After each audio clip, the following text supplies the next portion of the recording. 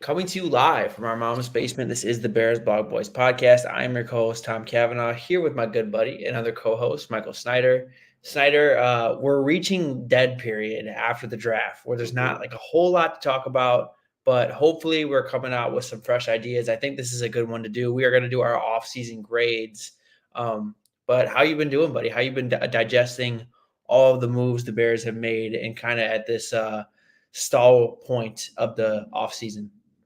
It's funny you asked that, Tom, because I feel like with me and you, and maybe just like Bears fans in general, like we've been like so high, like post draft, like it's been hard to come down for any Bears fan. We're just like so fired up about Caleb, and then the fact that Roma Dunze fell to 9, that was just always just like the dream that we had that one of the big three wide receivers were gonna fall. Like we didn't expect it, and there was even times where we thought maybe we passed on wide receiver because you don't know how the NFL thinks. So the fact that the draft was so great and we're so joyous, Tom, like I still haven't come down yet, right? Like there's nothing about this roster that I'm really, really upset about. Like that's why I'm just like I'm so fired up, Tom, that again, I'm just having a hard time coming down. Yeah, I know. It really feels like kind of like a peak point in the season, even though it's supposed to be a dead one. Especially seeing like Right, Caleb Williams at the Cubs game and stuff like that. Like that right. stuff is awesome. That stuff's always gonna get me fired up. Showing love to our city, obviously. Like he's already kind of immersing himself with the teammates. He's thrown passes with DJ Moore. He's already been hanging out with Cole Kmet. And he has a relationship with Keenan Allen. So yeah, it's just really cool to see it all come together. And yeah, I'm still riding the high just like you. Um, but Snyder, I was thinking for these offseason grades, why don't we start lower and finish strong? I feel like that would be best. We can kind of get the ones we weren't as hot on out of the way. So let's start with you. Who was your lowest graded offseason move this offseason? Oh, Tom, I would say I'm I I'm don't between love. two. Yeah, I don't love the way we attacked the center position. It seems like we did a little bit more of the old with like Lucas Patrick, you know, um, and I'm saying with Ryan Bates and Coleman Shelton that I don't think we have a long term plan there. And I don't think either of these dudes have proven that they're at least consistently average. Um, I would have liked to throw a little bit more resources at the center position, but structure it the same way you've done, some of your other big free agents. Like, there's outs on the Marcus Walker contract, or Tremaine Edmonds, TJ Edwards, all those dudes that you were aggressively pursued in free agency, look like aggressive moves, but I've studied every single contract there is on the Bears, and every single player has an out. It's the same way, even if Gerald Everett was um, signed for, like there's an out there. So I thought you could have been aggressive, but also played it that way to have an out if it backfired. So I mean, that's like one of my few heavy nitpicks. I didn't love the way we handled the center position. Yeah, I'm with you there. Was it my favorite? Like, did they go after guys like I was heavily targeting? No. In Ryan Bates and in Coleman Shelton. I guess I wasn't as low on it. I gave the Coleman Shelton signing a B minus, which was like pretty whatever. I don't think that's like a too high grade or too low grade. I did not like the Ryan Bates move as much. I know it was maybe for some insurance, for some better backup, for some better depth. I just think trading a fifth round pick for that was just kind of unnecessary. I feel like you can find those guys in the fifth and fourth rounds, like and be somewhat comfortable because Ryan Bates, yeah, he's been, I would say, decent as a depth piece, but at the same time, like overall in a vacuum, hasn't been a great player. And he was like an undrafted player when he was coming out. So like I feel like to kind of prioritize that was a little odd. That was definitely one of the lower moves I was on as well, Snyder. But at the same time, like I don't mind not throwing a bag at like a Lloyd Cushenberry. I don't think Lloyd Cushenberry is a good player. Don't get me wrong. I just didn't think he was like that much more of an upgrade to like be worth throwing money like you would a Creed Humphrey. You know what I mean? Like Creed Humphrey's like the elite of elite. I understand that if like you're going to go out and pay a Creed Humphrey, but for like a guy like Lloyd Cushenberry, who's like above average, definitely, but I think closer to I would, average, I don't I would mind going the say strategy. I would say with like Lloyd Cushenberry though, Tom, like even though you're paying a premium, it's kind of like the Cody Whitehair contract, and I get like he never lived up to his contract, but for the beginning parts of his career and the contract, like you know what the floor was, like you knew what you were getting. So whereas with like a Coleman Shelton, Ryan Bates, there's still risk that it could be disastrous, like or they could just get beat one on one a lot, and I think that's more so where I'm worried about. I know we had limited draft capital, like would have loved to take a shot at another intriguing like Tracy interior offensive lineman, maybe sit behind them for it. But so like that's why I would just say like the center position as a whole is one of the ways that I just wish it was approached a little bit differently. And that's totally fair, Snyder. I totally agree with you. Like this could end up being bad, especially I think Coleman Shelton took a step back last year in pass protection, and we really haven't seen much of Ryan Bates at all at center. If that's where they kind of want him to compete at, or they want him to stay, I think he was kind of acquired to be kind of a swing interior offensive lineman. But yeah, I mean, in pass protection, Coleman Shelton was not great last year. He was solid the year before. The one thing I'd argue maybe is that centers don't of all of the positions are probably relied upon in one-on-one situations the least amount. But at the same time, like center was such a disaster for this team for almost the past 2-3 years to where like I do not want it to be a problem next year. And I can't definitively say that it won't be, like you're saying, Snyder. So I agree with you there. I mean, it's also ironic to me as well that Coleman Shelton was like a Waldron guy, which we were saying the same thing about Lucas Patrick being a Right. Getsy guy. So for those concerns, I could definitely they were not high on my list. Let's just say in terms of a grade perspective. Do you want to know my lowest graded one, Snyder? And it's going to be Let's very hear it. petty. I Uh, think I think there's two directions you're going. It's probably one yeah, of the first free agent signings or a certain draft pick. it was a certain draft pick. It was Torrey Taylor in the Okay. fourth round. And again, like Okay. if this was my worst pick, you had a fine off season, right? Like I'm not going Yeah. to pour him too much over a punter. I just think in the fourth round when like there is still credible talent, especially like the non-valuable positions, I feel like you can still find starters there. Interior offensive lines is a great example. I would have gone after like a Hunter Norzad. I don't know if he was on the table at that point, but this is an example. I would have gone Mhm. after a Hunter Norzad versus going after a punter, which I think is a lot easier to find. And ultimately, you don't want to be punching the ball. So I'm not looking to invest highly in a puncher. I don't care how good you are. Maybe this is a hot take here, but I don't really care how good you are. I'm not wanting to invest something that's like the worst possible outcome to end in drives in, right? So for that reason, it was my lowest. I gave it a D. I couldn't give it an F because he is supposed to be that good of a punter. Yeah, and Tom, I'm with you for all those reasons. I mean, if you want to be optimistic about it, like I think you could kind of convince yourself into anything, right? Like you'd say, like you're not saying like punting doesn't matter or anything like that, but it's one of those things, Tom. Like for you to get the returns, like he has to lead the league in like punting distance. He has to lead the league in like punts within 10 yards. Like I understand wanting like I understand saying punting is important. Ryan Poles' main reason to defend the draft pick is like, if he can pin them in the 10, the offense is starting out in an uncomfortable position, right? But or if we have an offensive drive that doesn't really work too well, he could pin them back farther than the average punter. And I get that, Tom. My thing is those like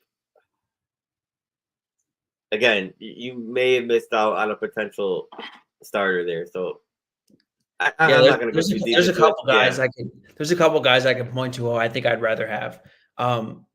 TJ Tampa, the corner from Iowa State. I know the Bears don't really need a corner, but like a guy mhm. who was a lot higher in the consensus board. I think he fell because he wasn't the best testing, but like he's a long guy who uses his length. He's not necessarily a guy who relies on his athleticism some. I would have rather taken the swing there. I would have rather taken the swing at some of the safeties that went. Malik Mustafa, I know was safety one for a lot of players. What's his name? Jaden Hicks. Another safety I think I would have taken the swing on instead of taking a punter. And the reason I'm saying these things is like I think the Bears like you like a lot of the things they have at some spots, like safety, for example, but like Jaquan Brisker through 2 years, we still don't know what he is. Like I'd rather have some type of insurance plan at safety than at punter where you're only going to be asked to do so much, if that makes sense. I think, Tom, it's a luxury pick that happened maybe a year or two too soon, Yes. right? Yes. It's a perfect way to put it. And it's weird, Tom, and talking about special teams in general, it seems like the Bears kind of not relative to the whole entire salary cap, it's not big investments, but Mhm. they did make investments there. I mean, they extended Cairo Santos. You take a punter in the fourth round. They signed that other dude, Tom, from the Chargers, supposed to be that special team ace, and it seems like they invested in everything except for return men, which Yeah. I find is a little bit odd, but we'll see, Tom. I mean, we'll see if the special teams make an impact, maybe warrant all those moves. But again, you don't see a lot of teams emphasizing that at all. So again, I think it's just maybe a year too early. Yeah, I totally agree. All right, Snyder, let's move through this and maybe we'll have some debate here. I don't know. Do you want to go with your next one that you weren't as high on? Because It's I don't, kind I of honestly don't, I don't mean to phrase it like that. I don't have a lot of yeah, moves because and that's the I was thing, mostly both high on a lot of their moves. and like this is I don't even know if this is like I don't know if you can fault Ryan Poles for this at all. It's more so just how the market works. But trading Justin Fields, the process behind that was great, right? They obviously Ryan Poles thought about this with a long-term plan at quarterback. He's seen an incredibly rare talent, reset the rookie deal, and that's why he went with the Caleb route over Justin Fields, right? The thing is that sucks is like if you pull up a trade calculator and you look at the value and you look at the player, Justin Fields, in my opinion, his value should have been a round 2 pick, right? Or a 3 with a conditional 2. And if you look at it, the Steelers technically fleeced the Bears in that, right? Because for a 6th-round pick, why not? He's still a dynamic athlete. He throws a beautiful deep ball. And of course, and he does keep you competitive with his legs. I think he is a top 20-ish quarterback. Obviously, there's things to improve on. Obviously, he's not going to make a ton of money. But if you ignore everything else that it meant for the Bears, just getting a 6th-round pick for him is pretty rough. I don't know if it's like the league just kind of realized like trading a 2, 4, and 6 for Sam Darnold is rough, or trading a 2 for Josh Rosen is rough. Like maybe the league kind of learned their lesson there, but a 6 that condition can be a 4. Just looking at that on its own, it's technically not a good trade, but we know what it ultimately led us to. You get what I'm trying to say? No, I totally get what you're trying to say, and I gave them a B minus again. Relative to like where I had some of these other moves, it was on the lower end, but again, I'm not like Yeah. too low on the trade. I get why they did what they did. Um, I guess the only thing you could really argue, because Snyder, I think you're right in that quarterbacks should be valued higher, and if you're looking historically, the precedent, I would say the price would be a lot higher.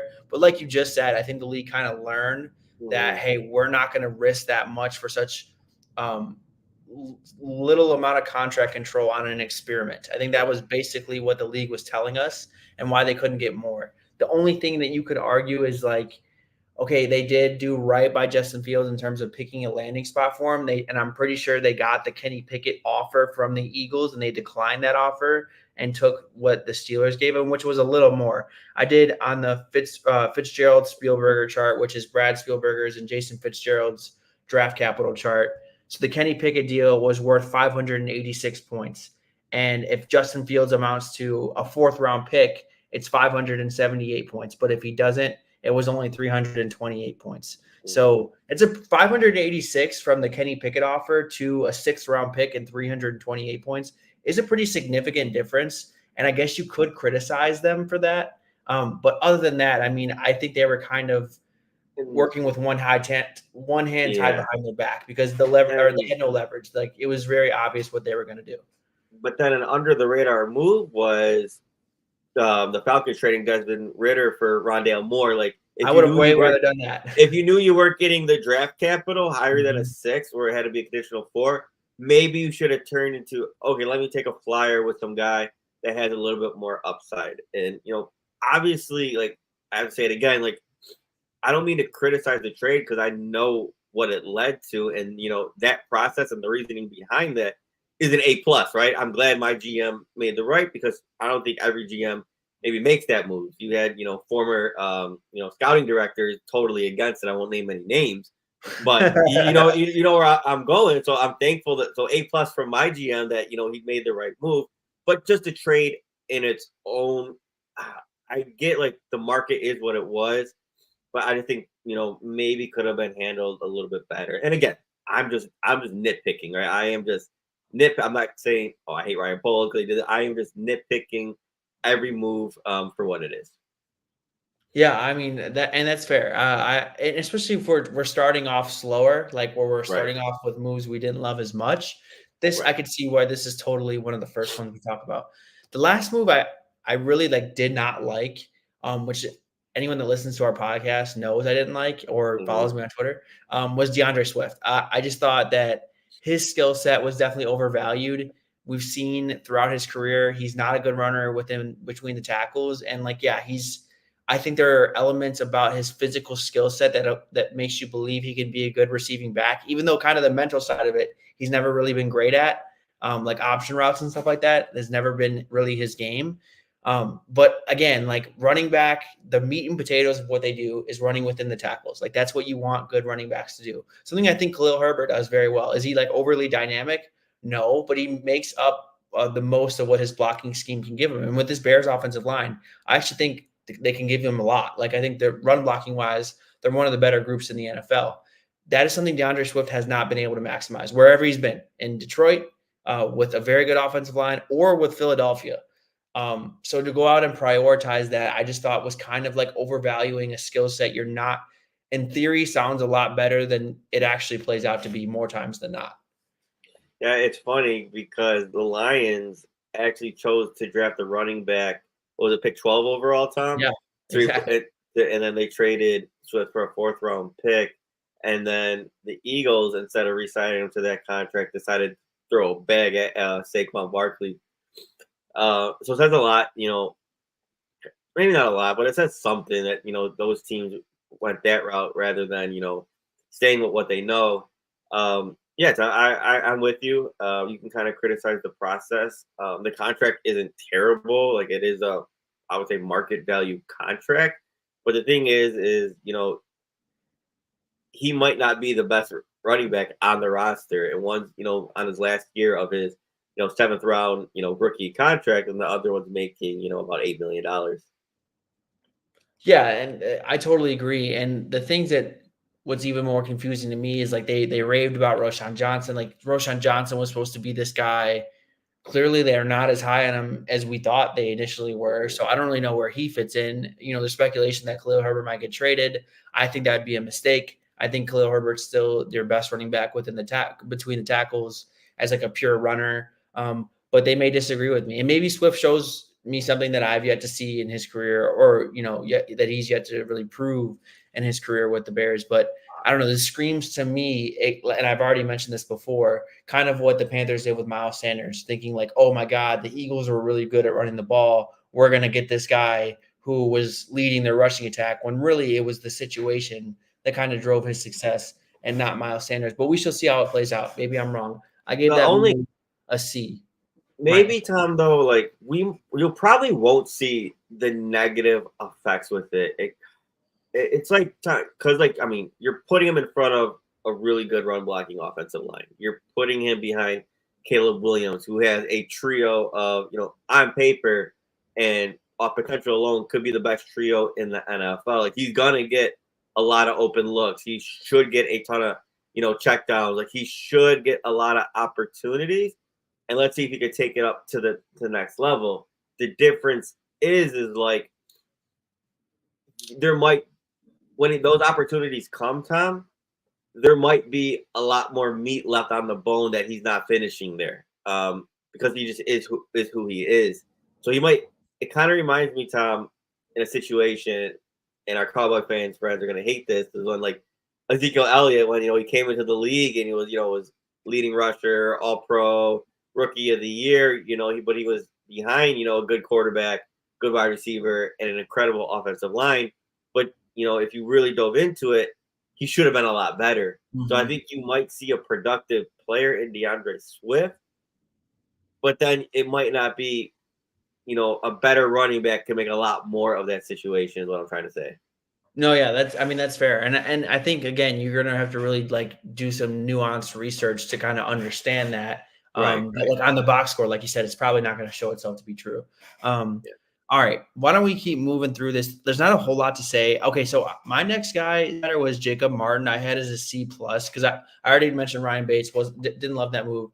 So, I like Jacob Martin, and maybe my C plus is more so that the only free agent addition at the edge position was really only him, and that's kind of where the C plus comes from. As a player, I love bringing him in versus like throwing a bag at Jonathan Grenard. I think is a great example. I think that was like you kind of overpaid for from a pass rushing standpoint, similar style of players, in my opinion. Where I know Jonathan Grenard's like a way better run defender, way better every down player. But I was looking for the Bears to just kind of add more situational pass rush types. And I love Jacob Martin in that regard. I just didn't love that he was kind of their only move at the edge position. I think this can kind of open up for a larger conversation that I didn't think they did enough on the defensive line. Yeah, Tom, and I did want to touch up on that. I'm not trying to attack polls on this. I've said this on the podcast a ton of times. A lot of the Bears fans of the old really really understand this, that Matt Eberflus really runs just a more modernized version of what Lovie Smith ran, a tap and two Mhm. defense where you're just dropping seven, your inside linebackers don't blitz, and your defense is that bend but don't break, but really relies on your defensive line, the front four, to collapse the pocket, defend the run, rush the passer, and just cause havoc to let your back seven just play simple, instinctive, hard nosed, violent football. And it's other than Montez Sweat, which was a fantastic move. Don't get me wrong. You traded a round two pick, and you got a stud edge rusher.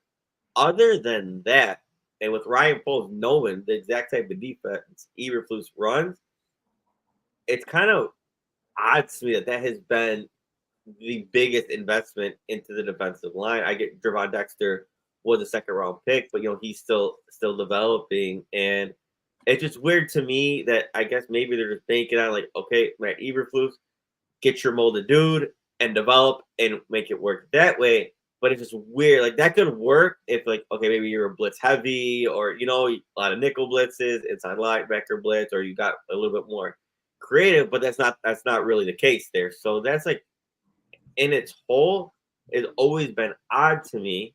I'm not saying we should have drafted defensive line at 9 over a Dunzig, because the mindset behind it is Caleb Williams and a really good offense could make up for a less than ideal defensive line. And obviously, in a passing league, you should prioritize offense, offense, offense, to where you don't have to rely on your defense. Like I totally get that process, but again, just given the style of defense, the system, it doesn't align with really why Eberflus was you know brought along.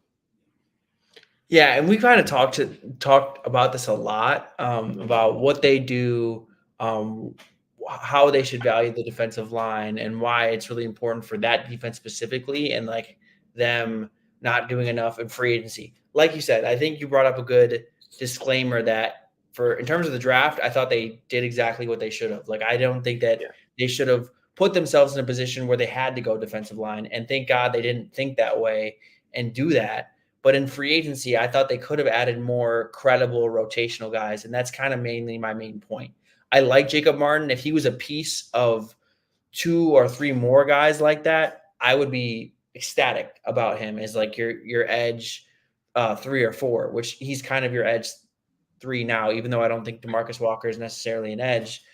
He's kind of your edge 3. I just wish they could have got added some guys like Mo Hurst, an Andrew Van Ginkel, a Josh Uche, kind of guys like that who can legitimately get after the passer and maybe not play all of your snaps, but continue to keep a rotation of guys fresh. And I think they kind of dropped the ball there. But I do like Jacob Martin is like the start of the right trend forward in that regard. It's just I don't think he was quite enough.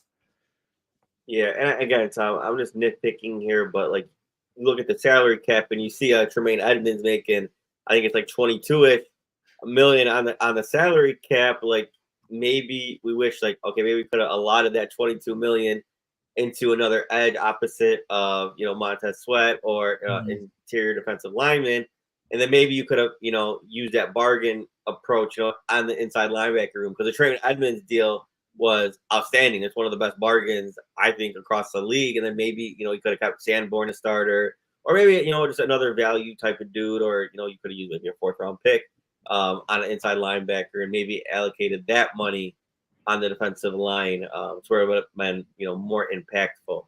But I don't mean to rewind it a little bit, but again, I'm just nitpicking. So that's why it's like the process as a whole, it's always been just a little bit baffling to me. It's kind of been like, and even the secondary investments, it's always been kind of like, given the defensive philosophy, a little bit ass backwards. Yeah, and I think that you can make some of those same arguments about Matt Eberflus specifically in Indy too. Like I think that's kind of Mm-hmm. how they built their defenses, and I think they showed a lot of good things. They overachieved, but there was always quite kind of like a ceiling on their defense, and I think that was because they never had a great pass rush throughout Eberflus's time there. But we shall see if it plays out differently. Montez Sweat was a great addition. They have high hopes for Gervin Dexter. I think Jacob Martin can be a piece of the puzzle, like I said, but you're still wanting a little more from other positions. Um, Center, I like kind of like this move. I like Gerald Everett. I gave him a B. I think he's perfect tight end too. I think he fills a role that Shane Waldron wants for this offense. But like at the end of the day, he's just a tight end too. Like people were raving about Robert Tanyan last year, and I'm not saying that Gerald Everett will be Robert Tanyan, but I'm just saying like there's only so much like a tight end two can really provide to your offense. Is what I'm trying to say by all this. Yeah. But what I do like about it, though, like, very well, they could have just found, like, let me find the closest thing, add value to Cole Kmet, right? And just have another Yeah. him just in case it's depth. But really, they prioritize, like, hey, let's find something different that he does different than Cole Kmet. So I think they complement each other really well. And then I think if you look at the tight end room, Tom, I think you're about $15 million in salary cap between Cole Kmet, I know that was an extension, and Gerald Everett, two veterans there that are good in what they do well. Cole Kmet being that inline blocker and having that huge catch radius, and then Gerald Everett maybe giving you a little bit more speed, a little bit yards after the catch, and still has a big catch radius. So I think they complement each other really, really well. I think it's a healthy way to attack the tight end room. It's not too heavy in spending. So as far as when you combine it as a whole and look at the tight end room as one, I do like the move there. Yeah, no, I like it too. And I was watching a little bit of Seattle's offense, and like I can definitely see why they want him. Like they did some cool stuff. I know you're not a big fan of Noah Fant, but they did some cool stuff with Noah Fant. They lined him up as like the fullback, and they had him run routes out of the backfield as a fullback. And it was really cool. And I could see them doing kind of similar stuff with Gerald Everett, kind of use him as a mismatch in that way. I'm very excited to see how they implement him in his offense because I think he was only a year with Shane Waldron he was with the Rams for quite a while when Shane Waldron was there. But yeah, so I'm just curious to see kind of how they use him because I still think Cole Kmet's going to eat the majority of the snaps. Moving along the list, this was my first draft pick that wasn't the punter, and I have both Kieran Ambagaji and Austin Booker as Bs. Austin Booker, I could honestly give a B plus. I guess trading the pick was the only reason I didn't love them. I mean, I didn't mind trading the pick to be honest, but like I just couldn't give it a B plus for that reason. I love both draft picks though. I mean, if you guys have heard our draft stuff, I think we both like the draft picks a lot. I loved waiting for Austin Booker in the 5th round versus reaching for an edge at the 3rd round and drafting a guy who can legitimately develop into a capable offensive lineman in the 3rd round. Yeah, I like that, Tom. I had to do some research, and maybe I'm just totally wrong, but from the top of my head, I don't think I could ever name a draft class from the Bears where they went offense, offense, offense, right? I really thought they were going to force the need there on the defensive line in round 3. Once they went offensive tackle, I thought it was incredible, Tom. I mean, especially when you look at Braxton Jones, right? Obviously he exceeded any expectation anyone had from a 5th round draft pick. I think he is about an average offensive tackle, but there's upside, right? There's upside issues. What I'm trying to say when he goes against Aiden Hutchinson, Miles Garrett, like he's gonna have trouble, as is most offensive tackles will, right?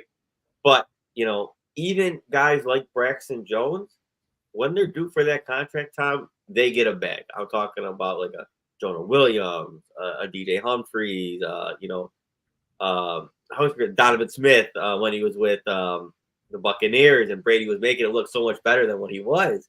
Like those guys get paid like significant money. There's no more, coincidentally, no more Charles Leno deals, right? That are at like 8 to 10 million for your offensive tackles there of that status. So to put maybe Braxton Jones on the hot seat and maybe develop, this guy to be the long term guy. I like the process. It seems like every single draft so far, we've taken an offensive tackle. So that's a good process in its whole. So for me, I totally love that move. Yeah, I love the not being content at offensive tackle with Braxton Jones. Like again, I don't want this to be the rail on Braxton Jones show, but again, I still Right. think you could get more at that position from at least from what we've seen so far. You're not panicking to upgrade, but you can continue to take swings like these versus reaching for Braylon Trice, who is probably not going to be the answer as your edge two. Or that's why like I'm way willing to look for my edge threes, my rotational guys in round 5 than I am in the 3rd round. The 3rd round, you should be still trying to look for starters. Like that is where you find your interior offensive lineman, your developmental offensive tackle who could be your swing tackle, who I think will play more valuable snaps than your edges threes and fours of the world. You know what I mean? So like I love that thought process. Even though it kind of played out that way for the Bears. They wanted to go Braylon Trice, but it worked out for the best. And I thought they made the better draft decision. And as for Austin Booker, I love going after these types, Snyder, because if you're looking for an every down edge like Dominique Robinson, right, who had the body to kind of be an every down edge, but didn't have the production, right? Like didn't have the tape, didn't really show much. He was just like a total developmental guy, and he has not worked out this far. Whereas Austin Booker has shown you he can do something really well. He might not ever be a great run defender, right? Because he's really light. He doesn't really hold up well against there, but he's shown you he can be very difficult to block in pass rush situations. He has pass rush moves. He knows how to use his hands, make plays in the backfield. Even though he's not like a prototypical size, I'd way rather take that chance than I would looking for the every down edge in round 5, because more times than not, you're not going to find those guys. You're going to find the rotational pieces that can play roles for your defense. Right. And I hate to put a ceiling on Austin Booker, Tom, but I think he has to make to be a great edge 3, right? And that's kind of funny. It's kind of like saying like a jumbo shrimp, right? But at the end of the day, if you're getting production in a rotation, that's still very important, right? Like you're still going to need a dude, and I'm talking maybe you do that with your 80 million in cap next year, or round 1 or 2-year round 2 picks next year to get that dude opposite of Montez Sweat. But you're looking for a year from now, if Matt Eberflus can develop Austin Booker, you're looking at a edge rotation of Montez Sweat plus starter. Who you could maybe draft a round 1 guy next year, and then you got Austin Booker as your edge 3 on that rookie deal, contributing. I mean, that's a pretty sick edge room. Yeah, no, I mean, they have pieces. I think besides their ace, kind of like what we were waiting for until DJ Moore got here, where they had their wide receiver 1, boom. I feel like they have those pieces. Maybe Montez Sweat can be your edge 1, even though I think you could shoot a little better, but like they have the surrounding cast. And if they had one edge 1 to kind of knock everyone down a peg, they could be one of the best defensive lines in the league. But I wasn't expecting them to accomplish all of that in one offseason. Like that was an unfair expectation. But why don't we keep hammering these out, Snyder? Because we're keep going down the list. My next guy was Kevin Byard, who was my last of the B grades, who I gave a solid B. I think he was perfect for what they needed in terms of a cheap replacement for Eddie Jackson, a guy who's probably been more consistently better than Eddie Jackson. Was kind of played out of role last year with the Eagles. They kind of try to make him the tight end eraser type. I don't think he really has the athleticism to do that anymore. He's some guy you want roaming, like with kind of zone responsibilities, covering areas of the field versus like covering guys. And I think the Bears defense is a perfect fit for him because Eddie Jackson and Jaquan Brisker were both third and fourth in zone snaps. And that's primarily what he's going to be playing. He can use that awareness to put himself in the right situations, to make plays in the ball, and obviously not be out of position against deeper passes. I really love this fit, and I don't have any complaints about it. I totally understood it. The contract comes at an incredible value. Would have totally rather had Kevin Byard on his deal than the bag that Xavier McKinney had. Even though he's younger, I think you're still getting value from Kevin Byard because I think it's how Tom, Eddie Jackson had some down years before Matt Eberflus. But when Matt Eberflus came around, he simplified the defense. Like, hey, just play with your instincts. Really basic assignment. It's not a big playbook. You're only running a few plays in that Tampa 2. And it allowed Eddie Jackson to, get back to his roots there, even from Alabama. But Kevin Byard, you kind of want him to do the same thing, right? But now it's at a more valuable contract, and he gets to do the same exact things. And it's how I think in this style of defense, this is how he gets back to playing his like instinctive football, doing what he does, nothing complicated like what he was doing in Philly. And I think, I'm not saying he'll get back to all pro form, but he's going to be, somewhere in the middle of, below, what from his all pro to what he was last year, right? You expect him to be just, probably about an above average starter there. Yeah, no, absolutely. I think that's what the hopes for him. I think the veteran leadership too, like losing Eddie Jackson, that was tough for them to swallow. I think they were looking to kind of get another voice in the locker room to kind of continue what the Bears are building. Kevin Byard, by all accounts, is a guy that is a leader through and through, veteran leadership. He's like been through a bunch of different regimes. He's seen it all. I think from that aspect, he made a lot of sense as well. The last thing I'll say about him, Snyder, he's been one of the best tacklers in the NFL. Does not miss a lot of tackles. What does that scream? It screams hits to me. I really do love that signing for the Bears. The next couple, which are the last ones that we have to talk about, got all A's for me. Starting off with the Jalen Johnson extension. Could not have done it any better, in my opinion. There was a lot of reporting that Jalen Johnson wanted the most. I don't know if he wanted the most salary or most guarantees, and they got him like just under the number. So he still wasn't even the highest paid corner, even though he was paid very well. I think it was kind of like the best of both worlds type of contract. Jalen got what he deserved, and made a reasonable contract for the team. And for that reason, that was a slam dunk to me, Snyder. His best extension, in my opinion, to this point. Agree with everything you said, Tom. If I had to nitpick it, and again, that's what we're doing here, right? We could talk optimistic, rah all day. If I had to nitpick anything about that, Tom, I wish it would have got done before his All-Pro season, right? But hindsight is 2020.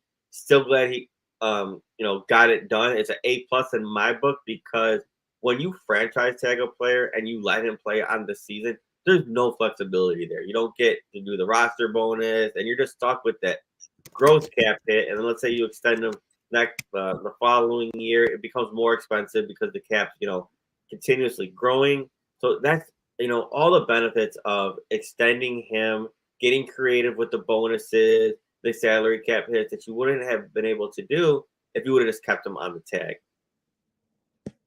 Yeah, we talked about it before free agency started. We're like, keeping him on the tag would be such a blow to what they could do in free agency. And they weren't that active in free agency, but still, they were very active in a trade that we're going to talk about next, to where I don't know how likely they are or how aggressive they are to make this trade if Jalen Johnson was playing on the franchise tag. And that's the Keenan Allen trade. I think that opened up the possibility to make that happen, getting that done.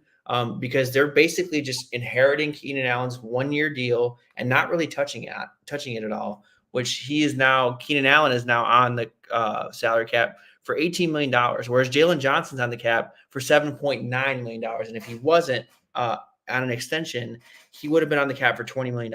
That would have been a lot harder for them to make that work if they didn't get an extension done. And like you said, Snyder, the flexibility that created, here's how it applies. It allowed them to trade for Keenan Allen's with no worries whatsoever. So yeah, home run extension, and then the next move, the Keenan Allen move, was brilliant in my opinion, Snyder. It was the ultimate hedge that, hey, we want to go wide receiver. We want to get one of these top 3 wide receivers at 9, but if we can't, we have a very, very credible wide receiver 2 who was arguably a wide receiver 1 the year before production-wise, and we're going to give a reliable target in the short and intermediate parts of the field, the possession receiver for our rookie quarterback. And if we get one of those wide receivers at 9, we have one of the best trios in the NFL. And that's exactly what they did. Snyder, a 4th-round pick for, I know, a 32-year-old. Keenan Allen was still a home run in my book. I gave that move an A+. Oh, the grand slam, Tom. There's just so much more to it, right? Let's just play worst case scenario. Let's say the big 3 wide receivers were gone at 9, right? And if Keenan Allen's your wide receiver 2 and DJ Moore's your wide receiver 1, that's not a terrible situation, right? Because then you could have looked into next year's draft. Okay, there'll be a wide receiver worthy there, with one of our first 3 picks, and the Bears could have been all right, but they positioned themselves with so much flexibility. Now you have, arguably the best trio. And then Tom, I know Keenan Allen's a little bit older, has some injury bug. I think it was 12 or 13 games, Tom. He had 1,200 yards receiving. Like, he was super, super productive there. Then you got to compare it, Tom. Would you rather have Keenan Allen for a 4th-round pick, or would you rather have Stephon Diggs for a 2nd-round pick? Keenan Allen all day, and not especially on a 1-year deal. Like, it's not even a debate. Exactly. So like that, when you look at it as a whole, everything that we highlighted, Tom, to me, it was just a Ryan Poles masterclass and just the perfect way to, hedge yourself just in case the big 3 was gone. Yeah, and luckily it wasn't, and that's my next move, Snyder, to transition. Rome Odunze, the draft pick, it's an A+ for me. We've talked about this on our last couple episodes. Rome Odunze would be wide receiver 1 in most classes. The fact that he was able to fall to 9 in a position where you could link a pass catcher with Caleb Williams for hopefully the rest of his career in Chicago, you just couldn't pass on that. And the fact that they didn't overthink it. They didn't rush to fill their needs at defensive line, which clearly the league was not as high on, given that the first defensive player was taken at 15. I mean, it's just a slam dunk. Like, the Bears fans are so used to Bears brass and regimes overthinking things. Trading up to number 2 to take Mitch Trubisky was like the ultimate example, right? And this was not an overthinking. Like, they just did what everyone wanted them to do, and they were even going to trade up to go do it, like, if they had to. So, Snyder, this gets an A+ for me. I'm with you, Tom. I think I get to eat a little bit shit.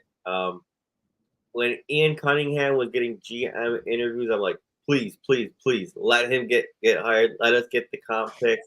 But then there were some guys out there. I think actually Aaron Lemming was like the first one to tweet this. He's like, you know what? In such a pivotal offseason, pivotal draft, I'd rather have Ian Cunningham in office, making moves, helping Ryan Poles.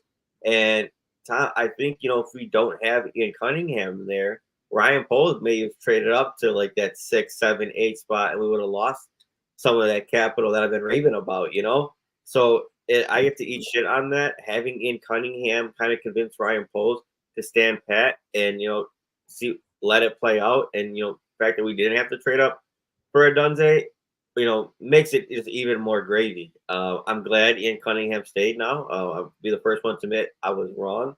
But again, it just worked out perfectly, Tom. Again, and all your points, I talk about that nonstop. I would have taken a Dunze at 9, even if Joe Alt was on the board at 9, just because I value the wide receiver and the longevity of the position and just, how it's an extension to the quarterback. And, so exactly how I feel about the Dunze selection. And, anyone that listens to me or talks about with me knows my priority is just to have an elite, core of weapons. And I think the Bears finally have that. I think for the first time in my lifetime as a Bears fan.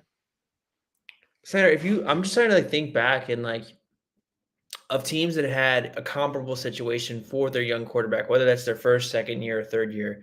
Like, where's the situation where disastrously went wrong? Like, I can't really think of one, right? Like, if they're in this good of a situation, I feel like, especially with your as highly touted as a Caleb Williams, like Joe Burrow is the example that comes to mind, where like he's been surrounded with the one of the best trios of wide receivers we've seen in recent years, and he's just progressively gotten better every year. Like that's the kind of situation the Caleb Williams is walking into with having these good of playmakers on the outside. It's just a really, really impressive collection that Ryan Poles put on. I mean, he's just nonstop, aggressively prioritized the wide receiver position, and for that, he deserves all the credit in the world.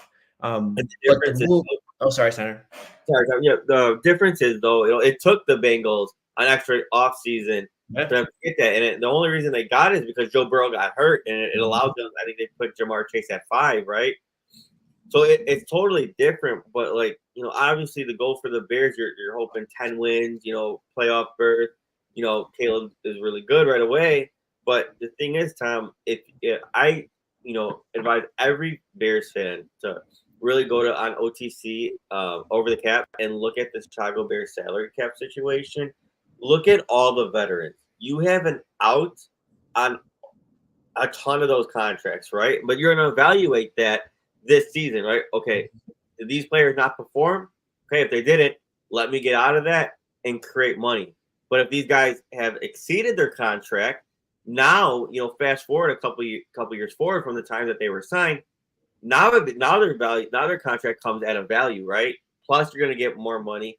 Plus you have Caleb Williams on a rookie deal. You have Adunze on a rookie deal. You don't know what you're going to do with Keenan Allen. You have the flexibility to extend him, or maybe you just let him walk. Okay, but that opens up a lot of salary cap too. DJ Moore contract hasn't been touched since it was extended by the Panthers. He's on the books for I think 16 million time, which is the 18th wide receiver. If DJ Moore was a free agent right now, he'd be getting north of $25 million. He'd be in the $30 million range. So you're getting Probably. probably 30+ million range if DJ Moore had to get signed off the streets right now. So now you're cutting that contract in half for the value that what it is. So there is just tons of flexibility. You have your first round pick, Panthers second round pick, your own second round pick, your own third. So you have all of that, Tom, to where it's already great year one, but look at the flexibility that you're also going to have year two for Caleb while he's on the rookie deal. Tom, the possibilities are endless, but I think right now this year, a lot of the roster, there's got to be some very hard evaluations player by player.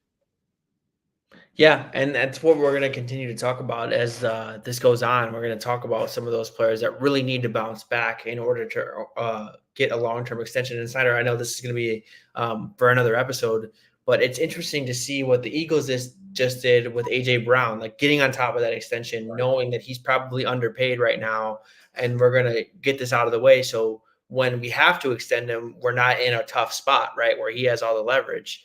I hope the Bears kind of look at DJ Moore wildly outperforming his contract and kind of can get something done from there. It'd be a smart decision, in my opinion, to be on top of it versus letting it come back to bite you when that needs to get done. No rush on it. I'm not saying they have to get it done tomorrow. It's just something to monitor moving forward. You just don't want it to be Tom. You want to see the ideal way to play it is how the Eagles did it with AJ Brown, how the Yes. Lions did it with Amon-Ra St. Brown, right? Mm-hmm. And I know there's still time to where it can be done, but the Cowboys have shown the worst way to do it with CeeDee Lamb, because you're giving them see all these wide receiver contracts coming out, knowing he deserves more, and more. And I'd hate for the Cowboys to let him just play on that 5th-year option, tag him and extend it from there. Why not extend him while he's already on that contract? Same thing with DJ Moore. So there's two ways how you kind of do it there. Yeah, it's that's probably the next episode we're going to do, talking about which players have earned that extension on the Bears. But why don't we talk about the move of the offseason, because it is indeed drafting Caleb Williams. I know it maybe seemed like kind of an easy one given that they were kind of gifted the number 1 overall pick, but again, not overthinking it is a good thing. And the Bears didn't overthink it. Look, we all wanted Justin Fields to work out. I don't want to rehash any of this, but we all wanted Justin Fields to work out. And for whatever reason it may be because the Bears totally ruined his development. They didn't help him at all through his first 2 years. Whatever it may be, he didn't work out. It wasn't progressively getting better to make you believe that he's going to be a different quarterback from year 3 to year 4 and beyond. So for that reason, you had the opportunity to draft one of the best quarterback prospects we've ever seen, and you didn't overthink it. You did the tough decision. No fan or many fans, many players, even probably ownership didn't want to see Justin Fields exit the way he did. But the NFL is a tough business, right? It's the not for long league for a reason. And you made the wise decision for the betterment of your franchise for here and beyond. And that was to draft Caleb Williams, in my opinion. And that's exactly what they did, Snyder. A plus, plus, plus, plus. Keep adding pluses. They're never ending for me for that move. Yeah, and I'm glad they also seen like the gap between Caleb Williams and a Jaden Daniels and Drake May. Like Yes. he was on his own planet compared to those two. So I know there was rumors out there, some guys with sources saying that that the Bears might entertain trading back to 2 and everything. I think Ryan Poles kind of shot that down. I don't know if you listened to his. Sounds like it was never in the cards. Sounds like Right, it was that's never. what he said. Like, yeah, once we had our guy, he's like, I didn't take any of those calls, so like, I couldn't even tell you what any of the offers were because once he, spent time with Caleb, he said I didn't take any of those calls. I didn't listen at all. They didn't try to play the, sorry to say it, the PFF value chart. I know some of those guys did. Hey, you should. They were trying to debate like, hey, should the Bears trade down to 2, get some capital, take Drake May, and I'm like, dude, there's no way you see Drake May as even close to Caleb Williams. Like, I'm like, once you're convicted on your guy, there's no coming off of him. So I really hated that. Like some of the analytic nerds are really, and I'm an analytic nerd myself, right? But there's times where you really have to separate the trade calculator chart and the value chart and the big board chart. Just get the best fucking guy there, and that was by far and above Caleb Williams to the next guy. Yeah, I totally agree with you. I was worried about that the entire way because I thought like maybe Ryan Poles, he loves having extra draft capital, as most GMs do, would maybe overthink that, right? And like some of the rumors, and then just like the whole perception of Caleb Williams and how he would play in a town of Chicago. I always thought that stuff was kind of overblown, but I'd be lying if it didn't like creep into my head that like the old ownership wouldn't really understand the Caleb Williams, and maybe they don't still to this day. But they made the right decision. Like either however you want to cut it, they made the right decision. And for that was the best move of the offseason, in my opinion, even though it was probably the most obvious one. Still, it doesn't take it away from any less from what they did. And for that, it's my number 1 move of the offseason, drafting Caleb Williams. Yeah, Todd. I mean, I agree everything there. Never been more excited for a Bears team ever in my life. I think it's the best Bears team, at least on paper and from a process standpoint, that I've ever seen assembled. I know the bar was very low for that, but again, I think this is the best spot the Bears have ever been. Potentially, that's the key word. Yeah, I mean, you still got to see it materialize. There's still other questions to be answered, but yeah, ultimately, Snyder, I think this is probably the best. In my opinion, this is the best offseason of Ryan Poles' career. As a Bears GM, you could argue last year with the big trade down, which was one of the best trades in NFL history, but he's still reaping the benefits from that trade, and he put all of the right moves in motion to like get the finishing pieces of that trade, which is not even done. Like they still have a pick for next year as well. But I'm just saying, like, I thought all in all, this was the strongest offseason of Ryan Poles' career thus far. Oh, it's fun, Tom. It's going to be a blast that we get to root for the Panthers' downfall yet again. And it's something. There's some players on their roster that I like. Like I want to root for Bryce Young. Like he was my QB1, that year. Like, and I thought he was gonna be sick, But I'm sorry, I have to root on your downfall because there's a scenario time. Could you imagine if they're picking number one again and the Bears get the 33rd overall pick? Could you imagine that? It would there would be no debate anymore about what the best trade in NFL history would Yeah, be if that and if then that happened.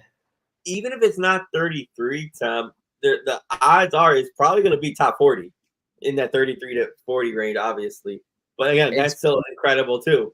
Yeah, it's more likely than not, I think it finishes that way, which Right. is, very, very, yeah, I'm gonna be rooting for it the entire way. But other than that, there's a couple moves we might be missing, like special team moves, depth moves. Didn't really think bringing up. I think we kind of talked a lot of this through, Steiner. Is there anything else you want to add before we get out of here? No, that's it. I mean, no, that's it. That's it. All right, well, we will be back. I don't know what we'll be talking about. We'll come up with some fun idea. But until we meet again, y'all, thanks for tuning in with the live and keep it real. Bear down. Bear down.